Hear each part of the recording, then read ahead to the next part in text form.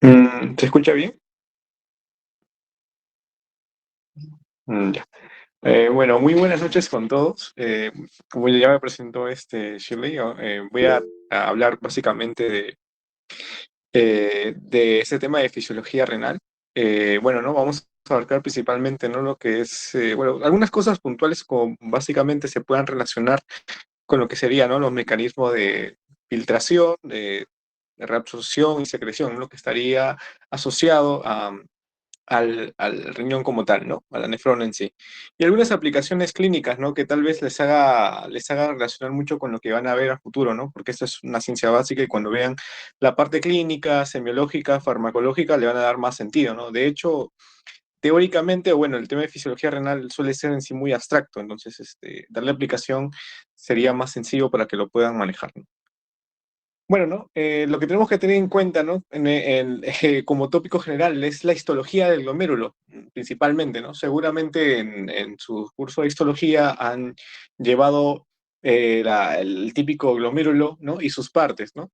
Eh, en primer lugar, por ejemplo, vamos a tener que imaginar lo que sería la propia aorta abdominal. La aorta abdominal, como sabrán, ¿no? Sale de la parte del corazón izquierdo, una vez que la aorta se bifurca, bueno, se divide, ¿no? En las demás, se forma el callado, sigue la aorta abdominal. Esta aorta abdominal desciende, ¿no? Pasa por el hiato y se dirige a la cavidad abdominal y se divide en una arteria renal. Esta arteria renal posteriormente va a llegar, ¿no? A lo que sería el riñón, tanto una arteria renal que va del lado derecho e izquierdo a perfundir a cada riñón existente, ¿no? Y posteriormente, ¿no? Esta arteria va a tener subdivisiones. Si esas subdivisiones son más de anatomía, el punto es que va a haber un conjunto de subdivisiones hasta que llegue a una división histológica llamada arteriola. Recordemos un poco de lo que significa una arteriola, a diferencia de una arteria, que es un vaso por lo general más grande y suele ser macroscópico. Una arteriola se diferencia por el tamaño, uno que es microscópico por lo general, y otro que caracteriza mucho su cantidad de músculo liso, ¿no? A diferencia de la arteria, ya que la arteria, como recordarán, tenía en su túnica media una gran cantidad de tejido elástico, ¿no? O en este caso sea este tipo, una arteria de mediano calibre, ¿no? Tenía la membrana elástica interna, la membrana elástica externa, tenía una túnica de músculo liso. Sin embargo, la arteriola se caracteriza aún más por este tipo de arteria, se caracteriza por la presencia de músculo liso y su correlación bastante, ¿no? Con el sistema nervioso simpático para la vasoconstricción y la vasodilatación, ¿no? Entonces tenemos que tener en cuenta eso, ¿no? Entonces tenemos una arteriola aferente. Esta arteriola aferente va a traer todo el flujo renal que viene a través de la arteria renal y posteriormente va a caer en el ovillo glomerular o el propio glomérulo. Este glomérulo va a estar conformado por un conjunto de capilares que van a facilitar y van a formar la orina primaria, la orina primitiva de alguna manera, que va a recaer sobre este espacio urinario que ven acá, el espacio urinario o el espacio de Bowman, ¿no? Y posteriormente el conjunto o realmente, no toda la sangre que perfunde a través de esa arteriola aferente va a llegar a lo que sería el glomérulo, sino una parte va a regresar. ¿A través de qué? De la arteriola eferente. La arteriola eferente. Esta arteriola eferente, ¿no? Como tal, va a ser mediada. Por ejemplo, hay algunos medicamentos, ¿no? Que van a encargarse, digamos, de la vasoconstricción de esta arteriola eferente de tal manera de que haya menor sangre que regrese, ¿no? Es como, digamos, no sé, ¿no? Pasa la sangre por acá, llega al glomérulo, ¿no? Y digamos que una parte no llega o no se queda o no filtra por el glomérulo y regresa a través de la eferente.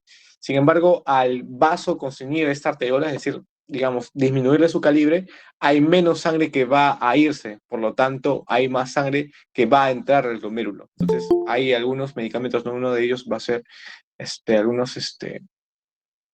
algunos vasodilatadores, ¿no? Y bueno, ¿no? Principalmente eso. Vamos a tener al glomérulo. Este glomérulo como tal va a estar cubierto de algunas células. Bueno, propiamente hablaríamos de los capilares sanguíneos. Los capilares, posteriormente hablaríamos de su membrana basal glomerular Y finalmente lo que se encuentra al exterior, ¿no? Tenemos los podocitos y algunas células mesangiales que van a encargarse de controlar. Ahorita solo estoy mencionando, no se ve exactamente, pero es una idea. Quiero que se hagan una idea de cómo comienza la histología del glomérulo, ¿no? Una vez que se haya formado esta orina primitiva, digamos así, se va a quedar en todo este espacio, que va a ser el espacio de Bowman. Ese espacio de Bowman o espacio urinario va a almacenar esa orina primitiva y posteriormente la va a pasar a los túbulos, ¿no? El túbulo contorneado proximal, esencialmente, ¿no?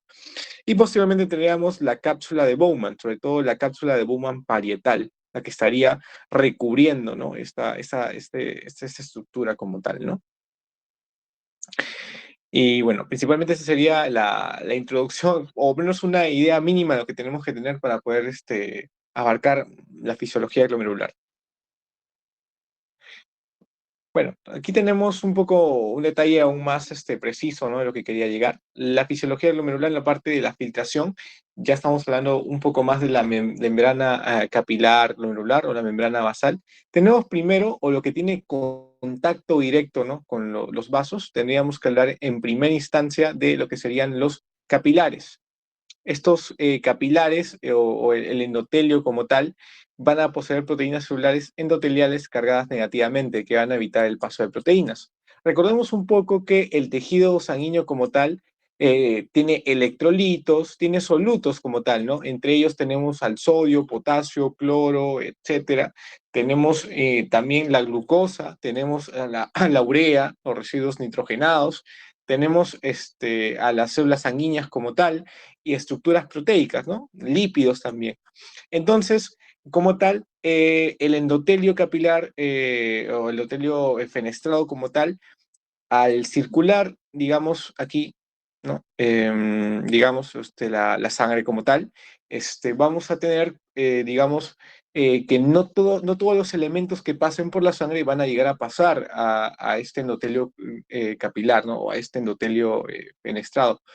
Por eso existen mecanismos a través de estas proteínas celulares que van a repeler. Uno de ellos va a ser las proteínas. Las proteínas o elementos formes no llegan a pasar o no llegan a filtrarse, sino siguen su recorrido y regresan a través de la arteriola eferente. No pasan por dentro. Otros elementos también como los leucocitos o los hematíes no pasan tampoco. Ver las células sanguíneas en ese filtrado sería normal. Y posteriormente tendríamos que hablar de una membrana basal glomerular. Recordemos que siempre a todo epitelio, que en este caso sería endotelio, le tiene que seguir una membrana basal. Esta membrana basal que se va a encontrar, digamos, aquí, lo pongo más de ejemplo, bueno, eso no es exactamente la forma del epitelio, pero sí tenemos que tener en consideración que todo epitelio tiene una membrana basal. Esta membrana basal va a tener fibras de colágeno, exactamente las fibras de colágeno 4, 6 y 7. Estas fibras de colágeno lo que van a aparecer es, bueno, fibras de colágeno 4, 6 y 7, van a favorecer este mecanismo, es decir, van también a tener estructuras como las fibras de protoglucano, colágenos como tal, van a filtrar grandes cantidades de agua y pequeños solutos y lo mismo, van a hacer una segunda barrera que va a repeler el paso de proteínas. Adyacentemente como tal, a la membrana tenemos a los podocitos. Esos podocitos van a hacer estructuras, como pueden ver acá, que van a encontrarse, digamos, adheridas, ¿no? Y que van a tener algunas hendiduras de diafragma entre este espacio, ¿no? Que tenemos aquí, como que eso sería exactamente, ¿no? La membrana basal, aquí tenemos como tal, ¿no? Al epitelio fenestrado, ¿no? Y estamos llegando a este punto. Los podocitos son la última barrera. Son las últimas barreras. Es una barrera que va a tener digamos, una selectividad aún más fina que la membrana basal glomerular para que algunas proteínas importantes no pasen, ¿no? Una de ellas es la albúmina. La albúmina es la proteína más importante a nivel de transporte porque va a favorecer el transporte de muchas estructuras como hormonas y medicamentos. Entonces, el hecho de que se pierda la albúmina involucraría que algunas estructuras queden libres. Por ejemplo, digamos que tengo una albúmina adherida a, no sé, a la hormona T3. y la propia T3, ¿no? Libre, ¿no? La T3 libre, la hormona, la tiotironina, es la que va a ejercer efecto a nivel de sus células diana. Y sin embargo, esta T3 que se ha quedado adherida a la albúmina es la que no va a hacer efecto, es una porción, digamos, que no aplica. Entonces, si tú le quitas esta albúmina por perderla en el ultrafiltrado, por una falla de tanto el endotelio, la membrana, el podocito, se estaría perdiendo esta albúmina, por lo tanto ese T3 queda libre. Y si T3 queda libre, estaremos viendo un efecto mayor digamos, esta hormona. Entonces, eso no solo aplica con la hormona, sino con medicamentos. Medicamentos que como tal, sus dosis eran adecuadas en 5, ahora tengo que bajarle porque hay más fracciones libres porque se pierde la albúmina, porque la albúmina transporta las estructuras de algunos solutos, hormonas, medicamentos, etcétera, ¿no?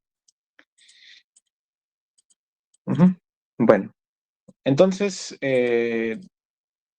si seguimos hablando sobre estas estructuras de acá, los pocitos son la última parte, ¿no? Y contienen entre sus pedicelos. Me faltó hablar de otra estructura que no está acá bien ilustrada, pero son las células mesangiales. Las células mesangiales como tal van a estar muy interrelacionadas con los capilares fenestrados. ¿Por qué? Las células fenestradas van a tener, células, perdón, mesangiales van a tener una función de eh, tanto muscular de una manera y de fibroblasto, o sea, puede producir fibras de colágeno y a la vez va a actuar, digamos, generando la vasoconstricción o vasodilatación del endotelio capilar o endotelio granular fenestrado, lo que va a favorecer que se pasen células sanguíneas o no, por lo que un daño a las células mesangiales también podría influenciar en eso. Entonces, como conclusión, nos tenemos que tener en cuenta de que para la filtración glomerular va a tener 3 estadios. El primero, el que más tiene contacto con la sangre que llega a través de la arteriola aferente, el endotelio capilar glomerular fenestrado, que va a poseer proteínas celulares endoteliales que van a repeler estructuras que no deben de pasar, como dije, ¿no? Las proteínas y elementos formes, ¿no? Después tenemos a la membrana basal, que es lo que le sigue al epitelio.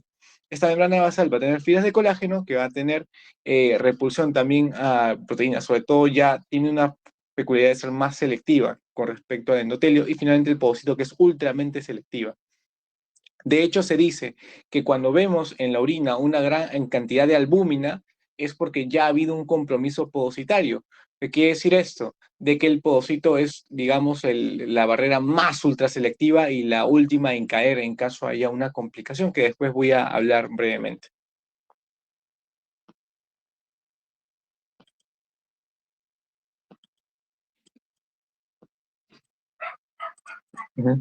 Ya, ok.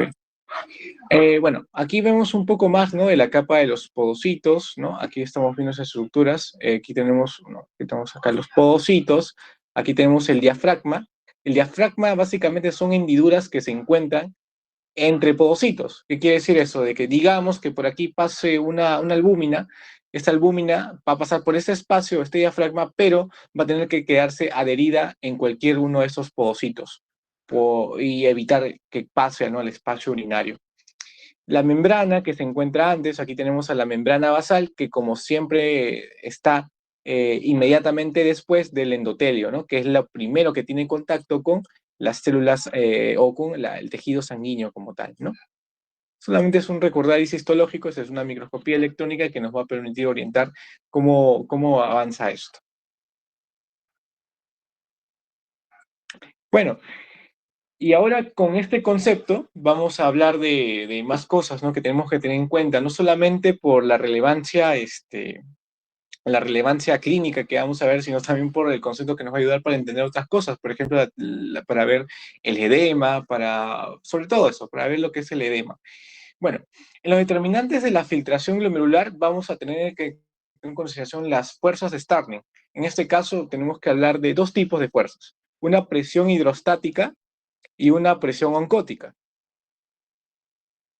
La presión hidrostática va a estar medida por la presión sostenida por la cantidad o digamos que el agua o el flujo que ejerce sobre el área determinada, esa fuerza determinada, dado por la sangre en este caso, es la presión hidrostática. Digamos que esta presión hidrostática va a ser proporcional a la cantidad de flujo sanguíneo renal que pase por la arteriola aferente, ¿no? Y la presión oncótica va a ser la presión caracterizada por la cantidad de albúmina principalmente, ¿no? Es el principal marcador, ¿no? Realmente lo que mide la presión oncótica es la cantidad de proteínas que hay en el flujo, pero la proteína más representativa para orientarnos de cómo está la cantidad de la presión oncótica es la albúmina. En ese sentido, vamos a ver un conjunto de esfuerzos. Se lo explico de esta manera. Digamos que son dos competidores, esos, no sé si han visto ese tipo de juegos donde se ponen una soga y tienen que ver, bueno, ponen una soga o ambos agarran la soga y tienen que luchar quién gana, ¿no? Entre dos personas. Digamos que vamos a poner dos personas para el lado izquierdo y dos personas para el lado derecho. Tienen que concursar de tal manera que uno gane. Uno pierde y el otro gana. ¿Qué es lo que gana o cuál es el premio del ganador? Es que el flujo de agua pase para el otro lado. En este caso, el flujo de sangre se vaya para el otro lado, al perdedor. Digamos que ponte así, si tú pierdes el juego, te vas a ahogar. En eso consiste ese proceso. Entonces, digamos que en el lado izquierdo va a ser toda la presión hidrostática y la presión oncótica que se encuentra a nivel del glomérulo. O mejor dicho, a nivel claro, el nivel del glomérulo está bien. Presión hidrostática a nivel del glomérulo y vamos a tener la presión oncótica a nivel del glomérulo. Es decir, toda la sangre que ha venido de la arteriola aferente. Y por otro lado, vamos a tener a la presión hidrostática ofrecida por la cápsula de Bowman, es decir, una vez que ya ha pasado al espacio urinario, es decir, todo lo que ya ha sido filtrado, con la presión oncótica de también la cápsula de Bowman, es decir, de todo lo que ha pasado o toda la orina. Por eso está ese color, ¿no? Está amarillo, digamos, porque es la orina que se ha filtrado inicialmente, así digamos así, ¿no? Didácticamente. Entonces, tenemos que tener en consideración uno que otro punto. ¿Y cuál es? Es el hecho de que tenemos que tener en consideración de que o fisiológicamente no debe haber albúmina o proteínas en este espacio filtrado, porque las proteínas no se filtran. Entonces, vamos a subir que la presión oncótica de la cápsula de Bowman es cero, porque no hay ninguna albúmina. Toda la albúmina está aquí. Toda la albúmina está aquí. Toda la albúmina está aquí.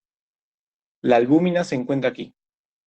Le voy a poner un valor de 5. Bueno, acá dice un valor, ¿verdad? Aquí dice que la presión osmótica glomerular es 32. Lo voy a poner aquí. Lo voy a poner como 32, disculpen. Uy. Ya, voy a poner 32. 32 es la presión oncótica glomerular. Y la presión hidrostática glomerular, es decir, que la que ha venido por la arteriola aferente, va a ser de 60. Y la presión ejercida por el filtrado, o decir, la orina primitiva, va a ser, digamos, de 18. Acá hay un tema, que, digamos, este competidor, es decir, el de la presión hidrostática glomerular, tiene que vencer al otro competidor de la presión hidrostática de la cápsula de Bowman, de tal manera que si este tiene más presión, va a ahogar al otro, porque toda la sangre va a pasar a ese flujo, ¿no? Va a orientarse hasta aquí, a la orina, ¿no? A la formación de la orina primitiva en el filtrado. Sin embargo, con la presión oncótica es diferente. Una menor presión oncótica, digamos, es lo que favorece, ¿no? El pase de un medio a otro. ¿Qué quiere decir esto? De que la presión oncótica como tal a mayor presión oncótica va a haber un menor paso de sangre, de flujo de un punto a otro. Es decir, que por lo general la presión oncótica, al haber una mayor cantidad, se va a quedar atrapada y al haber una menor cantidad, pasa. Sin embargo, por el otro lado ocurre igual. Ocurre igual. Entonces, tenemos que tener en consideración que vamos a tener fuerzas que se suman y fuerzas que se oponen. La presión hidrostática es una fuerza positiva que va a favorecer la filtración, es decir, el paso de sangre de un punto a otro. Lo vamos a poner aquí como positivo. La presión capsular o la presión oncótica, bueno, la presión claro, de la cápsula, la presión hidrostática de la cápsula, va a estar en contra, porque si aumenta, el flujo va a irse a este punto. Entonces lo voy a poner como algo negativo, ¿no? Pues está en menos. Y la presión glomerular o la presión oncótica del glomérulo también es un factor que va a estar en contra. Entonces, ¿de qué va a depender? ¿De qué va a depender principalmente esto? De que si la presión glomerular realmente, la presión hidrostática glomerular, que si haya un mayor flujo glomerular, va a existir una mayor probabilidad de que pase la sangre o la sangre a la filtración, ¿no? O sea, al espacio urinario, de que pueda vencer la presión que debe ejercer la cápsula de Bowman.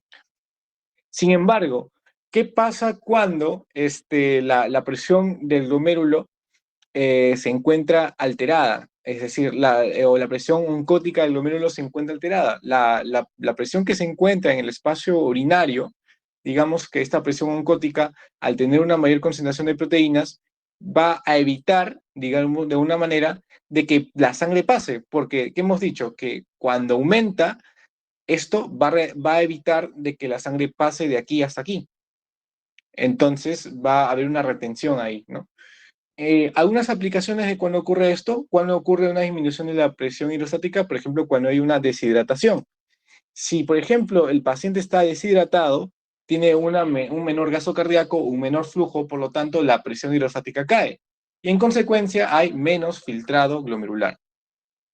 Por otro lado, ¿qué pasa si hay un paciente que sufre de hiperplasia prostática benigna o tiene un cálculo?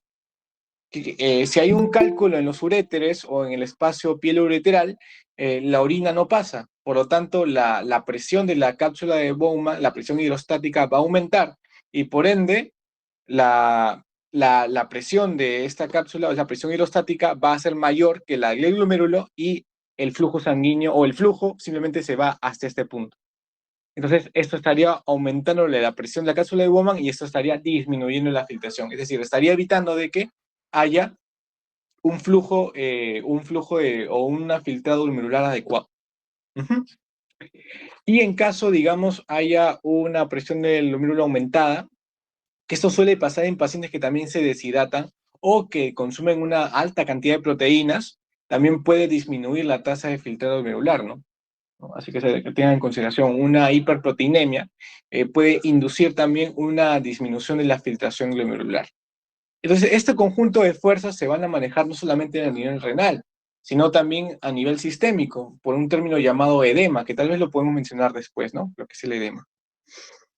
Ahora vamos a hablar un poco sobre lo que es sobre lo que es la tasa de filtrado glomerular. Realmente esta tasa de filtrado tiene muchas formas de hallarse, ¿no? Sin embargo, vamos a ver la que vamos a ver la más asociada a la que he presentado. El filtrado glomerular va a estar asociado a un coeficiente de filtración que va a depender principalmente, ¿no?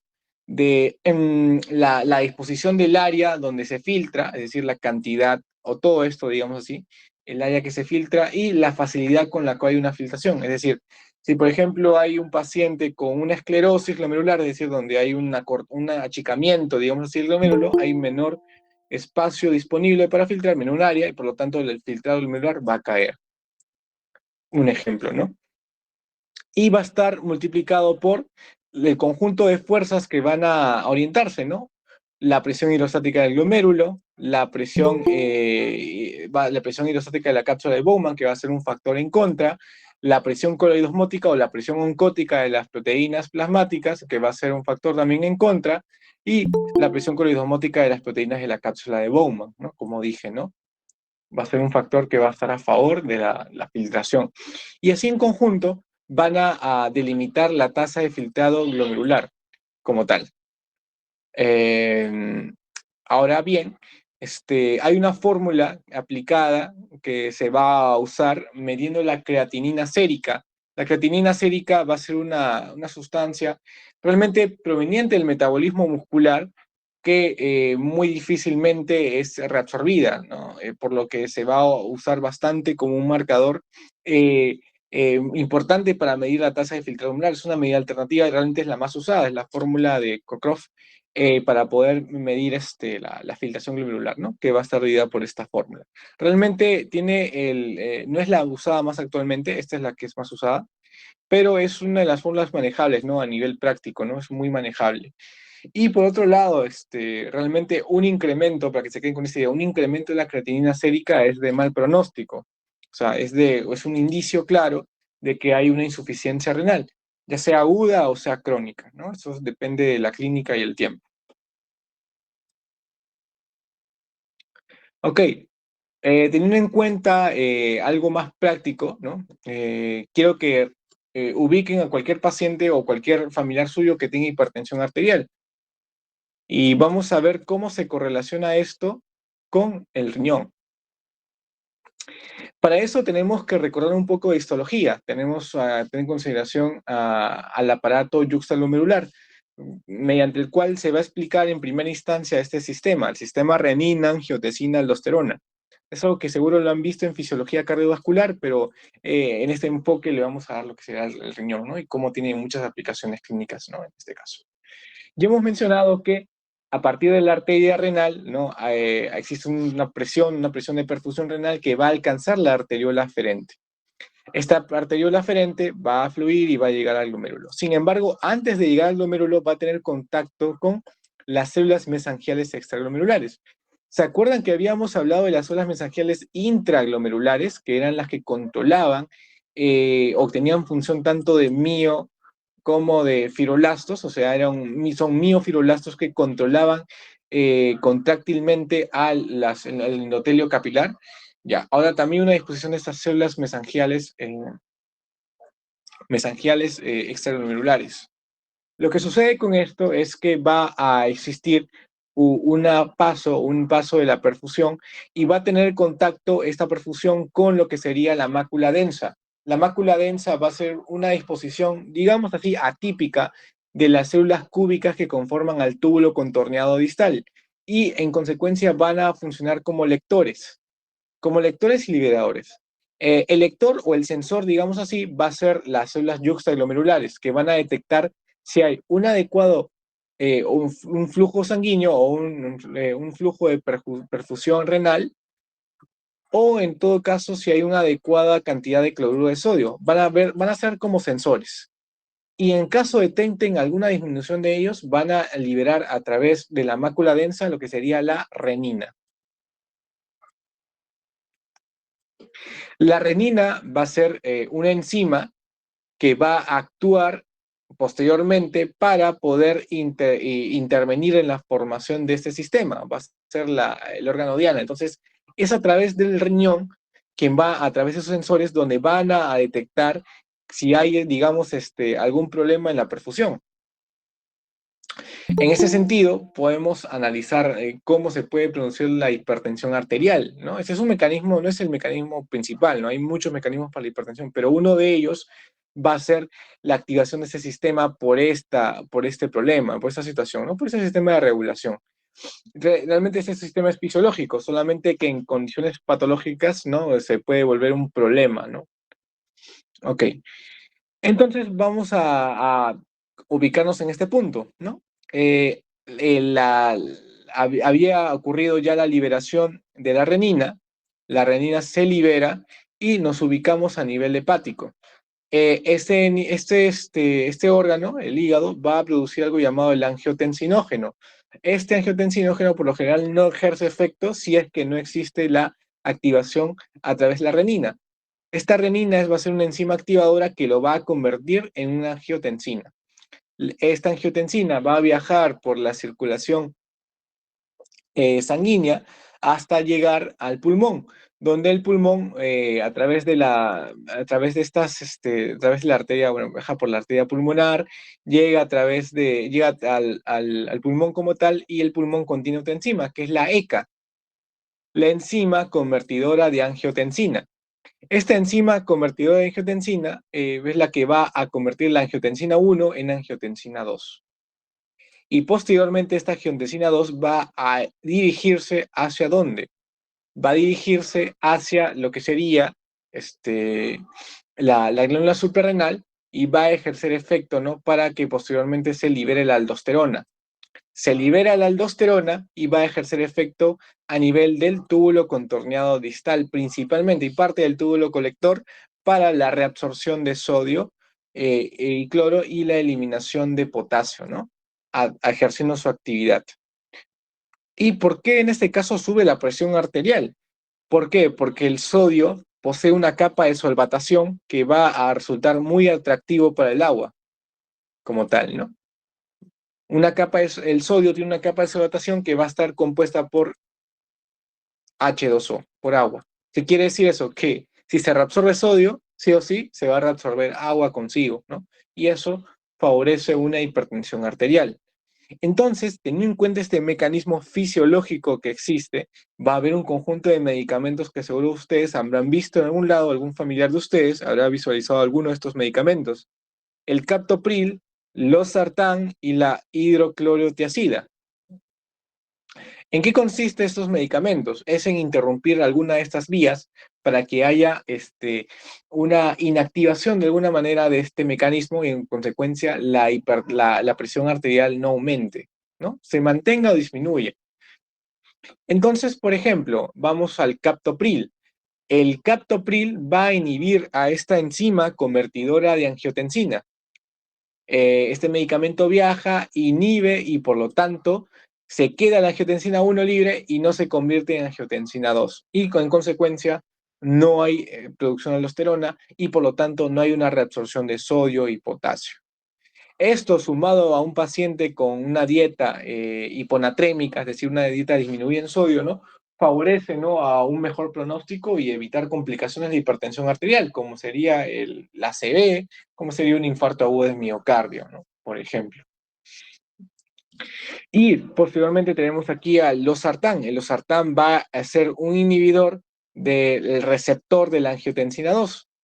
La angiotensina 2 no va a inhibir directamente, sino al receptor. Lo que va a hacer es interactúa o se une al receptor de la angiotensina 2 y evita que la angiotensina 2 tenga efecto y posteriormente se forme la aldosterona, ¿no? Es otro mecanismo adicional para evitar que se aumente la presión arterial.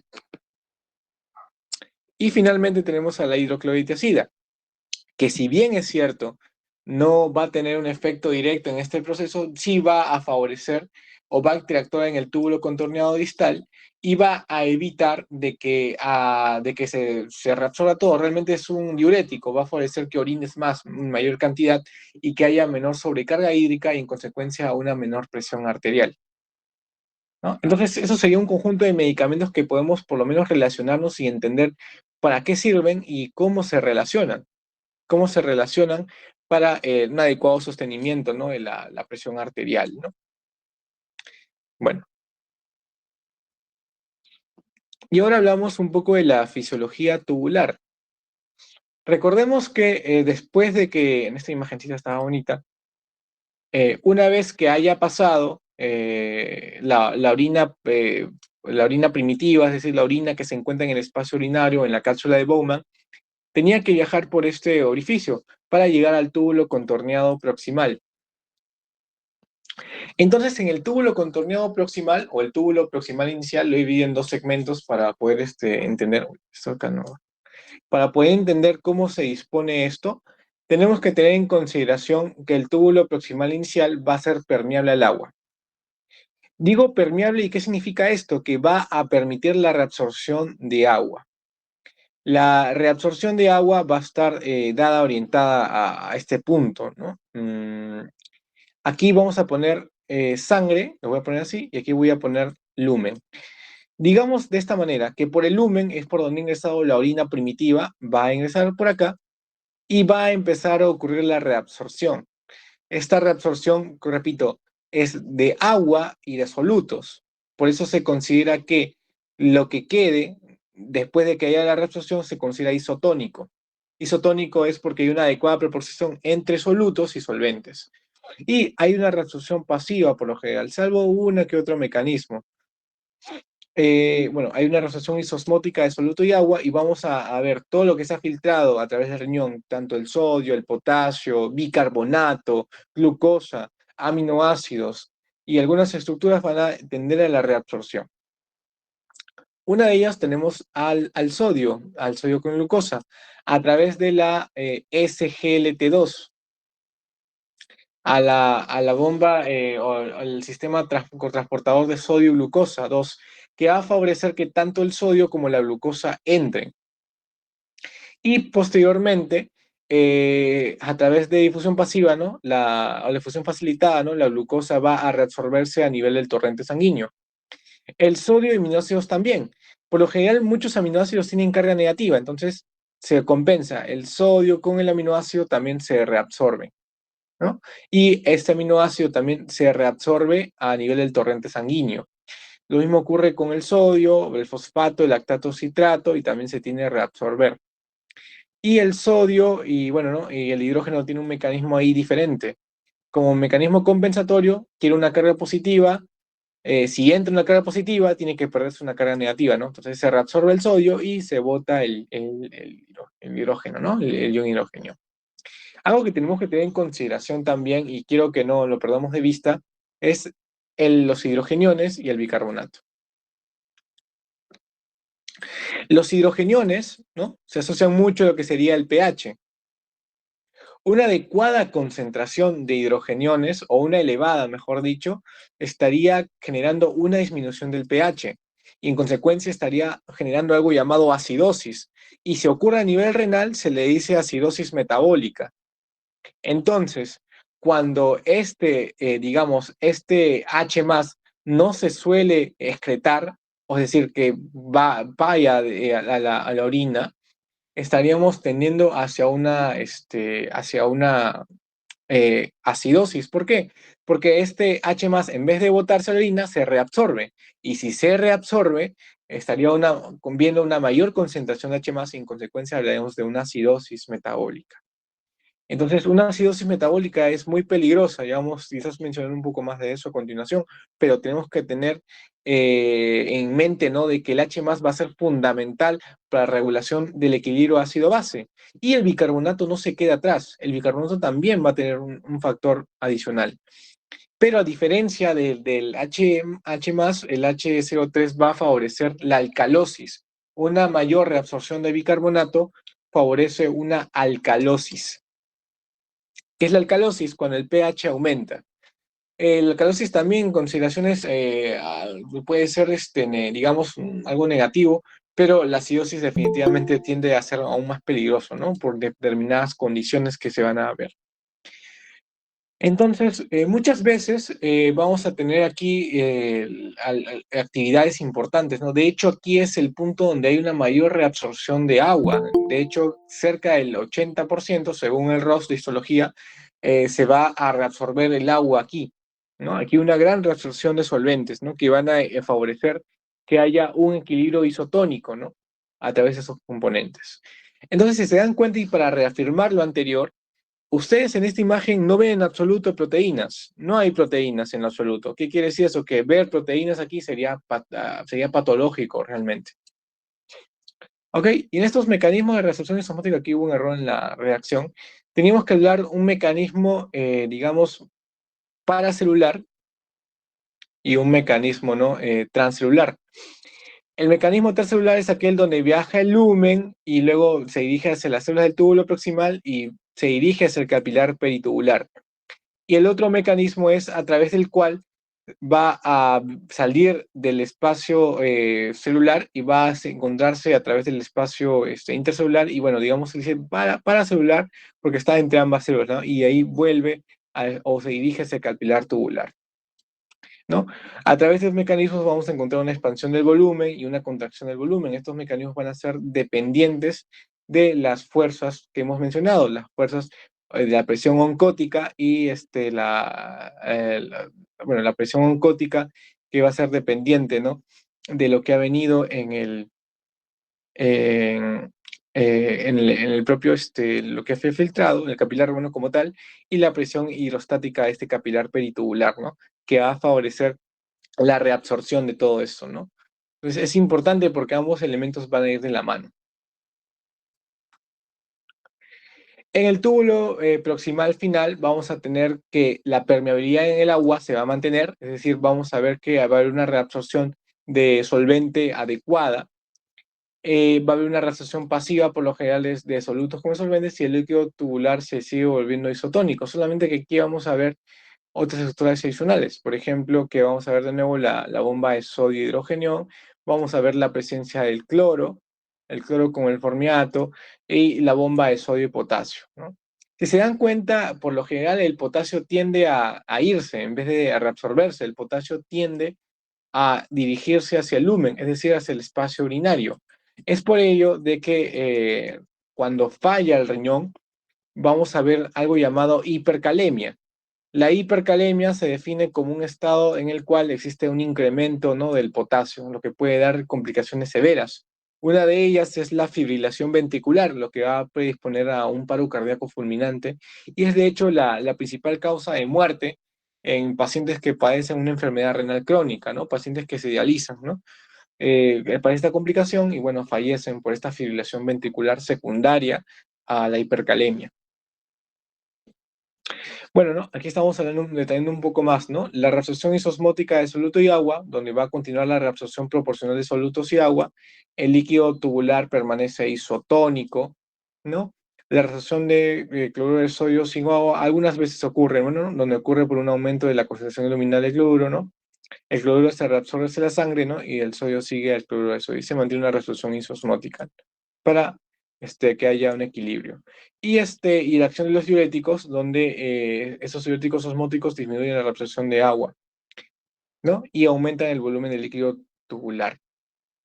Es decir, que si pasa menos solvente hacia la sangre, ¿qué quiere decir? Es porque hay un aumento en el lumen, que quiere decir que hay una mayor cantidad de orina. Por eso viene diuréticos, de diuresis, un incremento en la cantidad de orina. Algunos de ellos van a ser unos diuréticos osmóticos, que se utilizan, ¿no? Para que haya una adecuada disminución de la sobrecarga hídrica que hay a nivel de sanguíneo. Bueno, continuamente tenemos que hablar de la rama ascendente de gruesa de Henle. De hecho, es el más importante, ¿no? Uno, por su aplicación farmacológica y por el mecanismo de acción. Esta, a diferencia del túbulo contorneado proximal, va a ser impermeable al agua. ¿Qué quiere decir eso? Que el agua que está en el lumen va a permanecer ahí y para nada va a entrar a través de la sangre, ¿no? Y por otro lado, va a haber una reacción activa a través de la bomba sodio-potasio 2-cloro. Importantísima esta bomba, sodio, potasio y 2-cloro. Y el líquido tubular va a tender a ser hipotónico. ¿Qué significa que sea hipotónico?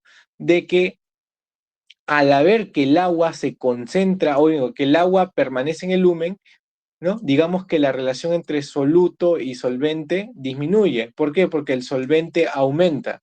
En consecuencia, esta relación va a disminuir. Por eso se le dice que es hipotónico. Aquí tenemos a la rama ascendente de la gruesa de Henle, ¿no? Esta célula va a tener esta bomba principalmente, ¿no? Esta bomba también que se va a dividir el sodio y el potasio. No se olviden que esto, ¿no? Que por lo general el potasio es el que tiende a irse, al lumen como tal, y bueno, ¿no? Vamos a ver esta disposición. El cloruro de sodio va a tender a resolverse hacia la sangre, ¿no? Y bueno, ¿no? Hay unos diuréticos, como es la furosemida, que es un diurético de emergencia que se usa cuando hay algún problema, sobre todo cuando hay un edema agudo de pulmón, que consiste en el cual hay una sobrecarga hídrica importante de líquidos a nivel del sistema venoso capilar, y eso va a generar que el líquido fugue por un aumento de la presión hidrostática hacia el capilar, digamos, al alveolo. Y por ende, al haber ocupación de líquido a nivel alveolar, el paciente se agita y en consecuencia hay una hipoxemia, una disminución de la presión de oxígeno, y el paciente puede fallecer por eso, ¿no? Por un paro cardiorrespiratorio. Y bueno, ¿no? Aquí tenemos la dilución del líquido tubular, ocurre, bueno, porque se reabsorben los solutos sin agua, por lo tanto el líquido tubular se va a volver hipotónico, porque va a perder sus solutos y el agua se va a mantener. Y además con eso se va a ocurrir el efecto único de multiplicación por contracorriente. Se produce realmente por una reabsorción activa del cloruro de sodio, lo que va a favorecer un gradiente osmótico en la médula renal. El gradiente osmótico, ¿de qué deviene? Deviene de la cantidad de solutos que haya. Entonces, si hay a nivel del, digamos, del intersticio, a nivel celular, una mayor cantidad de solutos, va a haber una mayor cantidad de presión osmótica. Y en consecuencia, va a haber una mayor gradiente, una mayor diferencia entre lo que se encuentra afuera y lo que se encuentra adentro, ¿no? Eso es importante para que se mantenga la bomba, para que se mantenga estableciendo este mecanismo y haya una adecuada reabsorción de sodio y de cloro y que pueda mantener la solvencia, ¿no? De ese soluto como tal, ¿no? A nivel de sanguíneo. Luego tenemos que hablar del túbulo contorneado distal. En su porción inicial va a ser principalmente impermeable al agua. Bueno, en estadios iniciales impermeable al agua, va a tener una reabsorción activa a través de la bomba de sodio-cloro y el líquido tubular se vuelve hipotónico. Aquí vamos a ver el efecto de la aldosterona. ¿Se acuerdan? Que se producía una vez que la angiotensina interactuaba en la glándula suprarrenal, se convertía en aldosterona, esta te viajaba y actuaba a nivel el túbulo contorneado distal. Bueno, aquí vamos a verlo, ¿no? Bueno, esta reabsorción de cloruro de sodio, ¿no? Vamos a ver aquí por este mecanismo de acá, esta bomba de sodio y cloro, donde van a encontrar simultáneamente, y posteriormente el sodio por esta bomba se reabsorbe y el potasio entra, ¿no? Para que haya una disminución de la cantidad de potasio en la sangre, ¿no? Y aquí vamos el cloro. Otra vez va a haber una dilución de líquido tubular porque este líquido se vuelve hipotónico por la impermeabilidad del agua, ¿no? Y además de eso vamos a ver la reabsorción del calcio. El calcio también es fundamental principalmente para el sostén óseo y para algunas funciones de contracción muscular y la sinapsis. Entonces, la PTH, que es la hormona, la paratormona o la hormona paratiroidea, que va a ser producida por la glándula paratiroides, va a inducir la reabsorción de calcio. Esta reabsorción de calcio va a darse en este túbulo contorneado distal inicial, ¿no? Y va a favorecer que haya un incremento de calcio. Esta paratormona no solo tiene, digamos, actividad a nivel de esta región, sino también va a ejercer una actividad a través del túbulo contorneado proximal, que me faltó mencionar. Va a favorecer que haya una disminución del fosfato a nivel de la sangre, es decir, va a favorecer que haya una mayor excreción o diuresis de ese fosfato, ¿no? Y también va a ejercer un efecto positivo en la activación de la vitamina D a través de una enzima, la 1-alfa hidroxilasa, que va a favorecer de la forma inactiva a la forma activa de la vitamina D, que también tiene función importante en el metabolismo del calcio y el fosfato, ¿no? Bueno, algunos diuréticos tiacídicos, como la hidroclorotiazida, van a inhibir esta bombita y va a evitar, ¿no?, de que el sodio y cloro entre y en consecuencia, ¿qué dijimos de ese sodio? Que va a jalar una capa de solvatación que incluye el agua. En consecuencia, en el lumen se va a ver en el lumen y en la orina final va a haber una mayor concentración de sodio y en consecuencia de agua, ¿no? Que va a jalar y orina, ¿no? Finalmente. Finalmente, hablando del túbulo contorneado distal y en su porción final, va a tener una permeabilidad mayor con respecto a la anterior, pero igual su permeabilidad suele ser baja de agua, dentro de todo, ¿no? Y va a tener una resorción activa a través de diferentes canales. Aquí vamos a ver que el lítico tubular se vuelve realmente, más que posible, debería ser isotónico de alguna manera, ¿no? Se va a ganar de una manera eh, más tonicidad porque hay un poco más de permeabilidad de agua. Entonces aquí tenemos a las células principales, ¿no? Donde vamos a observar, ¿no? De que de que el sodio va a entrar ¿no? Y el que el potasio sale, ¿no? Va a haber también una actividad de la aldosterona para estimular la reabsorción de sodio, ¿no? Y también se va a mediar la excreción de potasio, como pueden observar aquí. El potasio se tiende a ir a través del lumen, se tiende a ir a través de la bomba, ¿no? Quiero que se quede en cuenta eso. Y además tenemos que tener en consideración la actividad de la hormona antidiurética. Sí, la hormona que se producía en el hipotálamo y se almacenaba en la neurohipófisis va a tener actividad aquí. La hormona antidiurética viaja al torrente sanguíneo, interactúa con las células principales y a través del túbulo contorneado distal en su fase final en el túbulo colector y va a favorecer que se exprese las proteínas llamadas acuaporinas. Las acuaporinas número 2 que van a favorecer que se reabsorban agua a nivel de la sangre, ¿no? Las acuaporinas número 2 que van a, además, en consecuencia, permitir la concentración de la orina cuando hay hormona antidiurética, porque al perderse líquido se va a concentrar aún más la orina, ¿no? Y eso es algo positivo, positivo. Existen algunos diuréticos cerrados de potasio, es decir, son diuréticos que van a evitar que se pierda mucho potasio. Uno de ellos tenemos a la espironolactona. La espirulactona interactúa, sí, si bien es cierto, inhibiendo la reabsorción de sodio, pero también evita de que el potasio se pierda en excesivas cantidades, ¿no? Y también no exista algo llamado hipocalemia, ¿no? Que es una disminución del potasio en la sangre que también tiene repercusiones clínicas, pero no tan graves como la hipercalemia, ¿no? Y bueno, en la fisiología tubular tenemos al túbulo contorneado distal en su porción final y al túbulo colector, ¿no? Y que aquí, a diferencia del otro, estamos viendo aquí a las células alfa intercaladas, donde estamos observando, ¿no? Cómo se va a secretar el hidrógeno para evitar una futura acidosis metabólica. Vamos a tener aquí otra bomba de potasio-hidrógeno y vamos a tener una bomba de sodio y potasio, donde cual se va a realizar a través de la H potasio ATPasa, donde se va a favorecer que salga el hidrógeno y que se reabsorbe el potasio, ¿no? Para evitar una hipocalemia y en consecuencia también aquí evitar una acidosis metabólica al, digamos, intervenir en que el hidrógeno pase a la sangre, ¿no? Esto va a estar simulado, ¿no? Esta H más que se va a eliminar va a estar simulado por la aldosterona. Entonces, si se dan cuenta, y resumen, ¿no? La aldosterona en este caso va a tener una actividad positiva en el hecho de que va a favorecer de que el sodio vuelva, de que el potasio se excrete y de que el hidrógeno también disminuya a nivel de la sangre para evitar complicaciones como la acidosis metabólica, para evitar una hipercalemia y para evitar la deshidratación. Sin embargo, en condiciones patológicas donde este sistema se encuentra sobreactivado, vamos a ver lo que sería ¿no? una hipertensión arterial, lo que sería algo que no es positivo. Entonces, este proceso fisiológico realmente puede verse alterado, ¿no? Por condiciones extras. Por ejemplo, tenemos una patología importante que pueda, ¿no? Más o menos entender esto, ¿no? La estenosis de la arteria renal. Estenosis de la arteria renal. ¿Qué pasa en la estenosis? Que alguna parte, algún segmento de la arteria,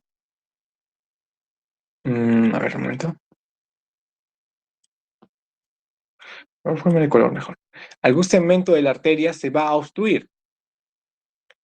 Digamos que un trombo o alguna placa de ateroma se acumula en esta arteria renal y en consecuencia va a pasar un menor flujo. Entonces, ¿cómo lo va a interpretar el riñón? Pasa a través de la arteriola aferente, pasa a través del glomérulo y va a leer o va a interpretar como si hubiera un menor flujo renal. Entonces, al interpretar eso, ¿qué cosa hago? Lo leo y mando la renina para que actúe a nivel del hígado para que se convierta de angiotensinógeno a angiotensina.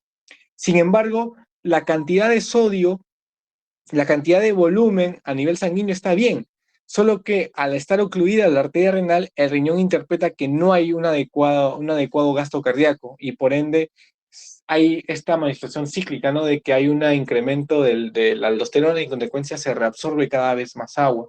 En consecuencia, la presión arterial aumenta, ¿no? Y es una condición patológica por la cual estaría aumentando, porque no debería, por un efecto confusor que tiene el riñón al ver de que aparentemente hay un menor flujo, una menor concentración de cloruro de sodio. Otra aplicación importante, cuando hay un paciente que tiene una falla renal aguda, por ejemplo. La causa más común de la falla renal aguda, aparte de la mixta, va a ser por hipoperfusión. Cuando un paciente se deshidrata, ¿no? O cuando un paciente tiene una hemorragia, un accidente, va a perder sangre, va a perder flujo renal en esta arteria renal. Y en consecuencia, ¿no? El sistema renina-angiotensina se va a activar para evitar qué cosa, que se pierda la mayor cantidad de sangre posible, ¿no? Y va a favorecer la reabsorción de sodio, reabsorción de líquido, etcétera, ¿no? También, digamos, cuando hay una disminución del flujo renal, va a haber una caída de la tasa de filtrado glomerular, ¿no? ¿No? Y esto va a, en consecuencia, a generar una lesión renal aguda y eso va a dañar a los túbulos, va a generar una necrosis, va a dañar el glomérulo, se va a esclerosar o se va a infartar por una disminución de la perfusión sanguínea, ¿no? Algo que tienen que tener en cuenta.